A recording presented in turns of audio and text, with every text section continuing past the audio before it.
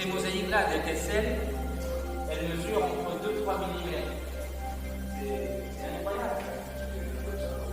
Comme ça, imaginez-vous ce jeune Tunisien pour la taille de ces essais de 3 mm, comment on faisait de la pierre, de l'équince. Voilà. Mais on a l'habitude aussi de voir les centaures plutôt terrestres. Alors que là, dans l'imaginaire gréco-romain, les centaures provenaient de l'eau aussi parce qu'ils accompagnaient Neptune, Poséidon. Et le motif central, ce médaillon-là, il est entouré par les 4 saisons. Et je vais commencer par l'automne. Donc il faut imaginer cette mosaïque sous nos pieds. Là, regardez, dans le coin là, c'est les feuilles de vigne.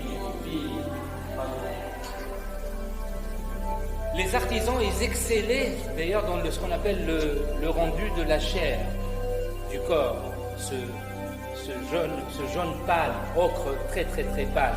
Donc il fallait trouver la pierre, la couper et faire un nuancier, c'est-à-dire de la même couleur, on passe du plus pâle au plus foncé.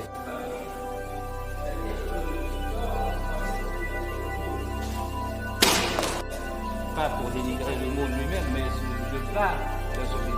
Eux, ils vivaient dans des bidonvilles, ils vivaient dans des mappalias, donc un peu de foin, mais il n'y avait pas de mosaïque.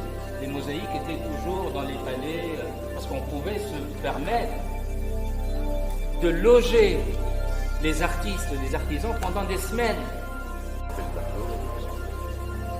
En morceaux.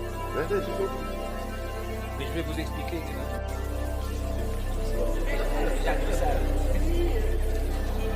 Elle est juste là. Elles sont là. Une pince, elle est là. L'autre, elle est plus là. Pince de crabe. Les nasales, le nez. Alors tout ça, si vous voulez, avec juste des pierres, des tesselles de couleur naturelle.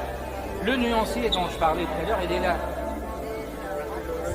Il est là. Il va de là. De l'obscur vers le clair, vers l'obscur, vers le clair, mais c'est toujours dans la même couleur. Oui, il y a le relief, mais parce que ça, il faut le voir aussi dans cette perspective.